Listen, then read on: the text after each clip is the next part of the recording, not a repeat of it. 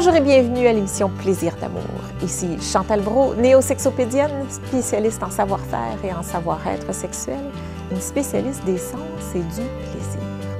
Aujourd'hui, on parle de s'aimer et de se choisir. Pour nous parler de ça, je vous ai choisi quelqu'un que j'aime énormément, Eudoxie Adopo.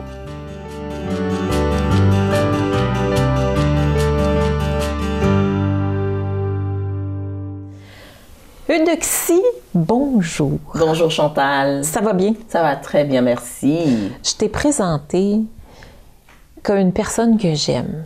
C'est peu dire. Je t'adore. Okay? Je t'aime tellement. Pour ceux qui ne connaissent pas Eudoxie, écoutez, faut vraiment que vous appreniez à la connaître parce que c'est tout un personnage. Eudoxie, c'est un vécu. Écoute, Eudoxie, il faut que tu nous parles de ton vécu parce que c'est très particulier. Tu es docteur, tu as étudié dans la médecine, mais tu as décidé de prendre une tangente particulière. Moi, ça me touche beaucoup ce que tu fais parce que tu fais ça. Je te compare souvent à Patch Adams, hein? Parce que Patch Adams, lui, il est médecin dans l'humour, mais toi, c'est dans la joie. Puis tu t'apportes ça d'une façon vraiment fantastique. Fait, je vais te laisser un peu de temps pour te présenter, nous dire, dans le fond, d'où tu viens, pourquoi tu as choisi de faire médecine et pourquoi surtout tu as choisi de le faire dans la joie. D'accord. Ben, merci beaucoup Chantal. Alors oui, je suis Eudoxie Adopo. Je suis originaire de la Côte d'Ivoire. Je suis africaine d'origine. Et puis effectivement, j'étais orientée en faculté de médecine. Orientée. Ça veut dire que ce n'était pas nécessairement ton choix de départ. Voilà. Orientée parce que c'était les notes, c'était les études. OK? Donc, quand tu as 18 ans et que tu vas à l'école, à un moment donné, bon, tu as une cote. Par rapport à ça, on te dit tu peux faire tel genre d'études et tel genre. Et moi, c'était la médecine. Mais au moment d'entrer en faculté de médecine, j'ai choqué. T'as choqué? OK. Et je ne comprenais pas pourquoi. Mais plus tard, j'ai su pourquoi. Alors, j'ai su aller voir mes parents et puis j'ai dit non. Mais je veux aller en éducation physique. Et là, ça a été le gros drame, bien sûr. Comment quelqu'un qui a tout pour aller en médecine veut aller courir après un ballon? Parce que chez nous, c'était comme ça que c'était perçu. Mais moi, je ne savais pas que j'étais en train de suivre un chemin qui était le chemin de la vie. Le chemin de l'expression de ce que nous avons de plus précieux à l'intérieur de nous. Le chemin de la joie. Alors donc, je suis allée en éducation physique.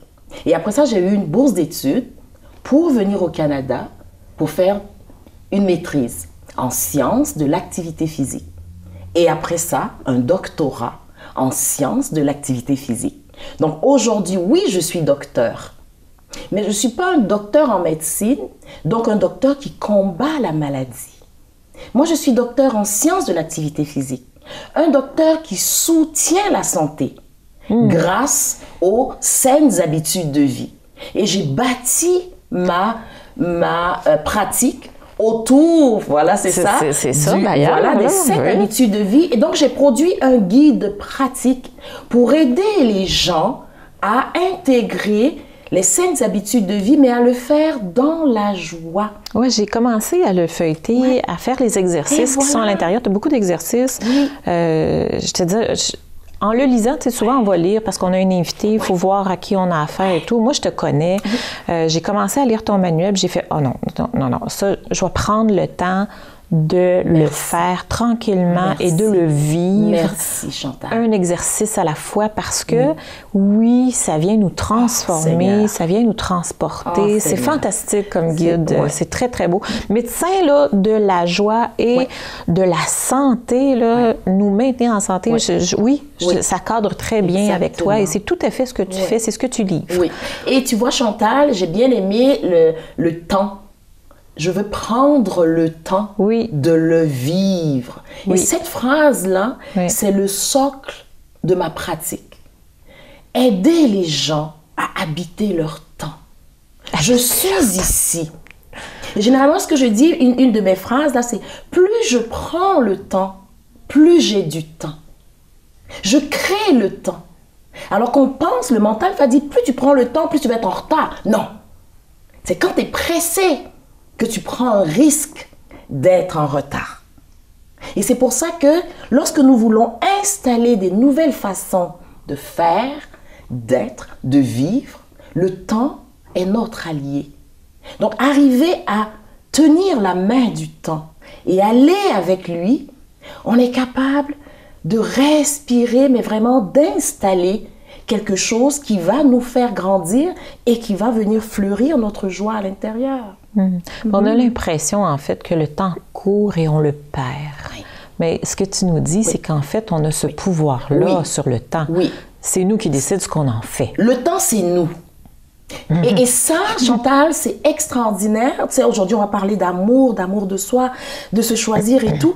Et si on se donnait le temps de se découvrir, on constaterait l'être extraordinaire qu'on est. Et se dire, oh my God, c'est moi ça? Et généralement, c'est l'exclamation de mes clients lorsqu'on fait le processus et qu'ils arrivent à découvrir que... Comment ça se fait qu'on s'aime pas à ce point-là? C'est parce qu'on Comment se fait-il que, tu sais, on n'est pas comme ça, là. Oui. Tu sais, je veux dire, on regarde les enfants, puis ils sont tout heureux, puis ils se promènent, ils n'ont pas de problème plus que ça, tu sais. Mais en vieillissant, on vit avec un mal-être, on s'aime pas. Comment se fait-il qu'il faut apprendre à s'aimer? C'est une très belle question, Chantal. Et en fait, la majorité de mes clients, c'est ça. OK? Lorsqu'ils viennent, quelle que soit l'habitude de vie qu'ils viennent transformer, on repart du début, du centre, qui est l'amour de soi. Alors, en fait, c'est pas qu'on s'aime pas, c'est qu'on s'aime mal. On s'aime mal. Voilà. OK. Alors, comme tu l'as bien dit, un enfant, il ne se pose pas de questions. Il sait qu'il est amour. Tu as bien entendu ce que j'ai dit? Il est amour. Donc, au début, on doit tous se rappeler que nous sommes amour. D'accord? Fait que lui, qu'est-ce qu'il fait? Il ne fait qu'exprimer ce qu'il est. C'est pour ça qu'il est si... On voit un enfant, puis tout le monde, tout de suite, là, c'est comme, oh mon Dieu, qui est cute. Mais cet enfant-là, quand un de ses besoins n'est pas répondu, il va être fâché. Il va être soit en colère, il va être soit frustré, il va piquer sa crise. Mais il s'aime pareil. Alors l'idée, c'est qu'en chemin, on s'est déconnecté lors de la socialisation. D'accord? Parce qu'à un moment donné, on a des parents qui nous disent, non, ça se fait pas, ça se dit pas. Oh non, non, non, ça, non, mon Dieu, tu vas pas. Alors, il y a toute cette voie-là. Après ça, on devient nos propres parents. Et de façon inconsciente, on se met des barrières. Mais il faut aussi apprendre à vivre en société à quelque part, parce que si on n'avait pas ce type d'éducation-là aussi, ça serait une méchante pagaille. Exactement. Alors ça encore, c'est une des grosses croyances, là, mais effectivement, on a tous besoin d'être socialisés pour avoir des règles. Et ces règles, sont là pour nous aider à nous aimer. Malheureusement, ces règles sont devenues des contraintes. Oui, OK. D'accord? Alors, le but de notre incarnation, moi je la présente comme ça, hein, puis je trouve ça, en tout cas, ça me fait du bien. Fait que c'est pour ça que je partage ça avec tout le monde. Le but de notre incarnation, de notre raison sur Terre, finalement, de notre présence. Notre présence ici, c'est de réapprendre à devenir cet enfant-là. Parce que je suis née, je savais qui j'étais, c'est-à-dire amour. En socialisant dans les barrières, je me suis déconnectée de cet amour-là.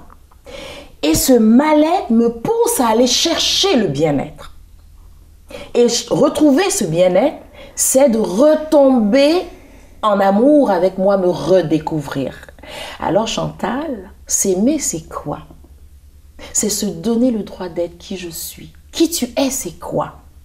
C'est Chantal, qui des fois est gentille, des fois est méchante.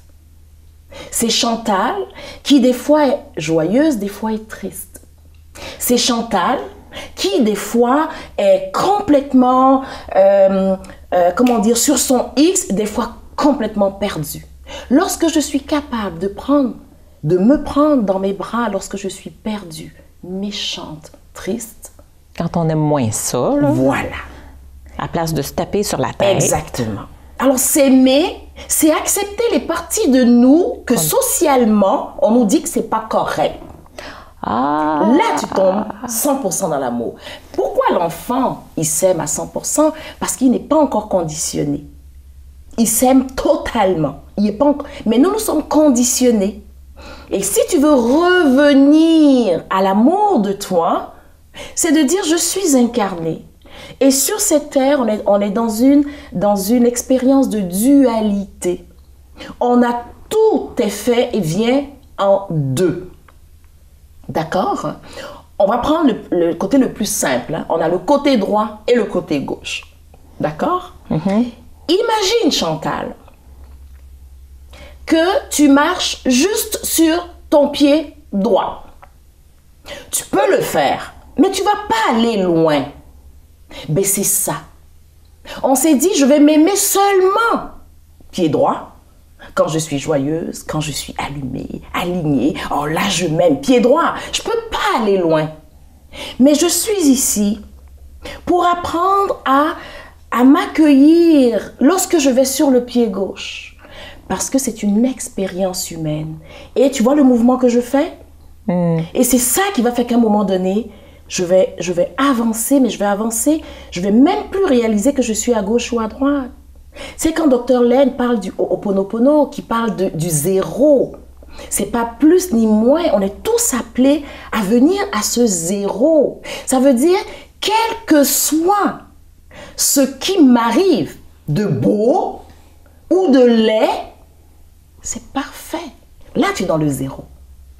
À partir de ce moment-là, tu t'aimes. Et c'est ça que nous sommes tous en train d'apprendre à travers nos relations, à travers tout ce que nous vivons. Des fois, Eudoxie, ce que tu dis, là, c'est beau, okay? C'est très agréable, oui. Mais en même temps, oui. Des fois, dans l'enfance, oui. Au courant de notre vie, oui. On va vivre des situations, oui. Des traumatismes, des expériences oui. Qui nous ont affectés oui. Beaucoup plus que d'autres, oui. Qui laissent des empreintes et oui. Des blessures profondes. Comment est-ce qu'on arrive à s'aimer malgré tout oui. Avec cette intensité-là que l'on porte? Parce que là, on est porté beaucoup à s'auto-détruire. Et voilà. Alors, tu vois, Chantal, heureusement que nous sommes tous sur cette planète-là, OK? Et ce que je vais dire, OK, tout le monde peut l'utiliser parce que nous sommes tous à la même adresse sur la planète Terre. Toutes les personnes qui nous écoutent aujourd'hui, OK, sont arrivées un jour, ont eu des parents qui ont fait de leur mieux, mais ont vécu des douleurs, des souffrances pendant leur enfance. Je veux dire la majorité des gens. Une fois adulte, c'est là où j'invite les gens à monter dans le quart de la joie, mon quart. Et mon quart, le C, c'est la conscience. La première chose à faire, c'est, oui, ramener ça à la conscience, de dire, ben, le schéma que je répète est vraiment attaché à quelque chose que j'ai vécu et aller visiter ça. Première étape, oui, j'ai eu des traumatismes. Ça, c'est inconfortable. C'est très inconfortable, mais en même temps, tu sais, c'est le moment où, de façon générale, on va dire, OK, est-ce que tu veux devenir le parent de cet enfant que tu viens de retrouver? Oh, là, on retombe dans la bienveillance. Là, on revient, on dit, OK, là, tu la vois, cette petite fille-là. OK, et tu es capable de la comprendre, hein? Tu es même capable de la ressentir, n'est-ce pas? Très bien. Va pas trop fort. Devenir trop ton vite. Parent de toi-même quand tu étais tout petit. Donc, quand tu es majeur, quand tu es grand, c'est de t'accueillir toi oui. Quand tu étais petite fille oui. Et de devenir ce parent oui. Que tu aurais voulu avoir finalement. Voilà. Devenir ce parent bienveillant. Donc ça devient, c'est le... Oh, quelle image, elle est puissante. Elle est puissante. Oui, oui, oui. La première étape, c'est le C, conscient, c'est que, OK, je tourne en rond parce que ça ne marche pas. Mon traumatisme est là. Qu'est-ce que j'en fais? La deuxième étape, c'est le A, du quart. C'est accepter. Mais pour pouvoir accepter, c'est là où je deviens le parent de cet enfant. OK, là, déjà, là, OK, je sens beaucoup de gens qui vont dire, ben voyons, comment tu veux que je puisse accepter une situation pareille? Ouais. Tu sais, je peux pas accepter qu'on m'ait fait subir ce genre de choses, que je peux pas... Exactement. Qu'est-ce que ça veut dire pour toi, accepter? Oui. Accepter, OK, pour les personnes, c'est juste dire, c'est le fameux « je deviens le parent de cet enfant ». J'accepte, on va dire ça comme ça, plus simple, que cet enfant était démuni, il était tout seul. On va commencer par là. J'accepte il n'avait personne. J'accepte de prendre la responsabilité de son bien-être. Jusque-là, ça va, hein, l'acceptation. Hein? OK. Oui, c'est bon. Toujours l'acceptation. Dit, je ne suis pas d'accord avec ce qui s'est passé. C'est ça l'acceptation. OK. Donc, je ne ce suis n'est pas être d'accord avec ce qui s'est passé. On continue la phrase, mais je choisis de changer l'orientation des événements. L'orientation des événements. Alors, quand je commence à prendre soin de cette petite, je m'engage. Je m'engage. Ça veut dire que le temps que je vais passer avec elle, que ce soit en méditation, que ce soit dans les balades que je vais faire, que ce soit chaque fois que je prends le temps avec moi, je prends soin de cet enfant-là. C'est un engagement. Et elle compte sur moi. Et elle se demande, est-ce que je vais être encore déçue comme je l'ai été? C'est un engagement. Et cette acceptation, on nous demande de rester le plus longtemps possible là. Parce que c'est là que se trouve notre trésor. L'amour de soi. C'est cet engagement que je prends avec moi-même, de reconnaître cet amour, cette lumière, cette grandeur que je porte à l'intérieur de moi. Oui, j'ai eu des écorchures. Il y en a qui sont très vives et profondes. Mais j'ai choisi. Se choisir, c'est ça. C'est ça. Hein? Je choisis d'aller aider cet enfant à panser ses plaies, à guérir sa souffrance. C'est-tu de la façon que tu le présentes là? Moi, ce que ça me fait, là, okay, quand je t'écoute, là, c'est que on travaille toute notre vie pour essayer de guérir, penser, supprimer, éliminer les blessures qu'on a vécues. Toi, tu nous amènes ça d'une autre façon. Tu nous dis, non, sois le parent de toi-même. Sois le parent de cet enfant que tu étais. Tu sais, moi, je me fais l'image, là, puis je fais... C'est drôle, c'est beaucoup plus facile. Et voilà. C'est beaucoup plus facile à faire. Et ça m'apporte moins dans le jugement des parents que j'ai eus. Parce que, inconsciemment, OK, reprends-moi si je me trompe, là, mais inconsciemment, en n'acceptant pas, hein, ben, je pense qu'on reproduit les mêmes choses que nos parents. On n'est pas plus aimant envers cet enfant qui est nous-mêmes en s'auto-sabotant, puis en se tapant sur... Écoute, c'est une image puissante. Exactement. Et Chantal, ce qui est merveilleux, pourquoi est-ce que je fais tout ça dans la joie? Ben, c'est ça. Parce que quand, dans le quart, le C, j'ai été conscient, le A, j'ai choisi de m'occuper, amener cette bienveillance, cette compassion. Oui, je sais que tu as souffert. Est-ce que tu peux venir te blottir contre moi? Et cet enfant peut avoir n'importe quel âge, ça peut être une adolescente. Est-ce que tu peux venir te blottir? Parle-moi. Rappelle-moi ce qui s'est passé. Il y en a que c'est lourd, hein? Rappelle-moi. Et tu vois, Chantal, 80% de la transformation se passe là. Je te crois. Et après ça, on est dans le R du quart, la responsabilisation. C'est là où, dans le guide, j'invite les gens à poser chaque action avec un sentiment agréable. Je choisis parce que, en tout moment, j'ai le choix. Je ne sais pas si tu te souviens du livre Le plus grand miracle du monde de Og Mandino, où il parle de nos bénédictions. Et la plus grande bénédiction que nous avons reçue, c'est le pouvoir de choisir. Je peux choisir qu'à partir d'aujourd'hui, je vais m'aimer comme personne ne peut m'aimer, parce que ce n'est pas la responsabilité de quiconque sur cette planète de m'aimer. Je suis ici pour apprendre à accepter, accueillir, envelopper la merveille que je suis. Mais dans l'incarnation, ce sont des expériences que je vis. Ça nous amène dans la relation de couple. Et voilà, parce que l'autre est là pour m'aider à grandir. C'est pour ça que quand je touche aux relations, ce que je donne comme phrase, c'est « je grandis à travers mes relations ». La relation est là pour m'aider à grandir, pour m'aider à accepter les parties de moi que je n'ai pas encore acceptées. Mon conjoint, en n'étant pas présent, me rappelle simplement d'être un peu plus présente à moi. Mon conjoint, c'est bon, en ne répondant pas à certains de mes besoins, « Oh, j'aimerais ça qu'on passe plus de temps ensemble et tout. » Et là, moi, je demande à la personne, je dis, « Où est-ce que tu t'ennuies de passer du temps avec toi? » C'est toi qui as besoin. Il ne peut pas. Même si tu lui fais un dessin, il ne comprendra pas. Parce que ce n'est pas son but. Lui, il va suivre le chemin que tu vas tracer. Donc, quand tu vas commencer à prendre soin de toi, qu'est-ce que tu es en train de faire? Tu es en train de rayonner. Voici comment je veux qu'on prenne soin de moi. Et lui, il n'a même pas besoin de te poser de questions. C'est une question de vibration. Il le ressent, puis il a le goût. Tout le monde a le goût d'être avec quelqu'un qui est bien. Hein?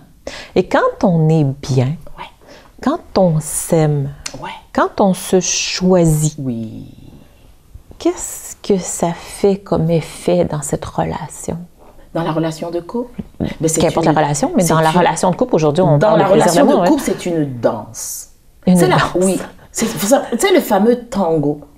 Oui. Tu sais, la fameuse salsa, où tu vois les deux partenaires, là, tu te dis, mon Dieu, et puis ça, c'est le mot magique, complicité. Oh.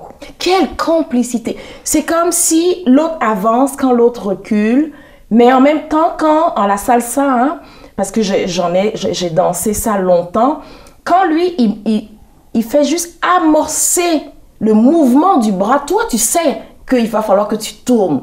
Et tu connais dans quel sens tu vas tourner. Pour que lui, c'est pas de l'évitement, là. Oh, c'est pas de l'évitement. C'est vraiment de rentrer dans cette danse. Et il guide. Il guide. Et quand toi, tu veux faire un deuxième tour, parce que il partait pour un, et que tu veux faire un deuxième, la manière où tu vas balancer ton bras, lui, il sait que c'est un deuxième, il va garder le bras en haut. Et c'est ça. C'est que quand tu t'aimes, tu invites l'autre à en faire autant. Et ça devient une danse. Il n'y a plus personne qui est là pour s'occuper de qui que ce soit. J'aime ça, ce que tu apportes là. Ce que tu viens de dire, quand tu t'aimes, tu invites l'autre à en faire autant. Et voilà. Est-ce que ça voudrait dire que si je vis une relation de couple, présentement, on va faire ce cours parce qu'il reste peu de temps, mais quand on vit une relation de couple et que dans cette relation, on a des difficultés, on a des épreuves, c'est pas facile, on s'accroche. Si je choisis moi, de me choisir, de m'aimer, de m'accorder tous ces espaces que je reproche, dans le fond, à l'autre, il va se passer quelque chose. Quelque chose. Et c'est beau, Chantal, qu'on dise quelque chose. Parce que ce soit les personnes qui nous écoutent ou la majorité des gens, ils vont me dire, oui, mais qu'est-ce qui va se passer? Quelque chose. Quelque chose. Et moi, j'appelle ça la magie. Et là, c'est ça que je dis aux gens, dans les sentiments agréables, je dis, l'émerveillement. Attends-toi à être émerveillé. Parce que quand tu commences à t'occuper de toi, tu te donnes de l'espace. Et en te donnant de l'espace, tu donnes de l'espace à l'autre. Et c'est dans cet espace-là que la magie peut être invitée. Parce que lorsque ça ne va pas, toi, oui, mais toi, oui, mais toi, l'espace. Je suis ici pour prendre soin de moi. Tu sais quoi, mon chéri? Je viens de réaliser que je suis responsable de ma joie. Et lorsque ma joie va commencer à fleurir, waouh, tu vas en bénéficier. Et même, tu pourrais prendre exemple sur moi. Ouais, sans lui dire, c'est ce que ça fait comme effet. C'est ça que ça fait comme effet. Ouais. Dans le fond, c'est le seul pouvoir qu'on a. On essaie de changer l'autre. On essaie, il faut qu'il voit ses problèmes, il faut qu'il voit, faut. Puis finalement, quand on lâche prise et qu'on travaille sur soi, on réalise que, oups, ça permet à l'autre d'en faire autant. Je vais faire juste une petite correction. On ne travaille pas sur soi. Oui, OK. Là, on écoutez bien ça. Sur soi. Parce que le mot travail, ça veut dire torture, c'est pénible, c'est souffrant.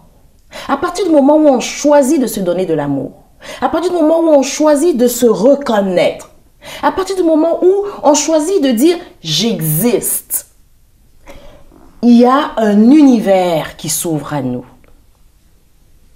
L'idée, ce n'est pas l'autre. Mais en même temps, une des phrases que je dis aussi, c'est que l'autre, c'est moi. Ce que j'aime pas chez l'autre, c'est ce que j'aime pas chez moi.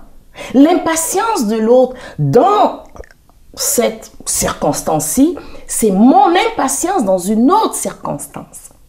Mais comme moi, je suis patiente avec lui, je ne reconnais pas que je suis impatiente ailleurs. Et je dis, mon Dieu, t'es impatient. Ah, mon mari, il est impatient. Et moi, je dis aux gens, qui vient de dire cette phrase? Mon mari est impatient. Qui vient de dire ça? Ben, c'est moi. C'est que si tu parles de toi. C'est toi qui viens de le dire. Et là, les gens m'aiment pas. Ça, c'est choquant. Oui, les gens m'aiment pas. Et moi, je dis, c'est le moment de te prendre dans tes bras. Oh, de revenir encore à reviens, dire. prends-toi. Tu le dis parce que il y a une souffrance. Il y a une souffrance. Quand tu accuses l'autre, c'est toi que tu accuses. Et tu vois, et c'est ça, Chantal, ce que je veux dire à tout le monde, c'est que jusqu'à ce qu'on quitte cette planète, on va être dans cet apprentissage-là.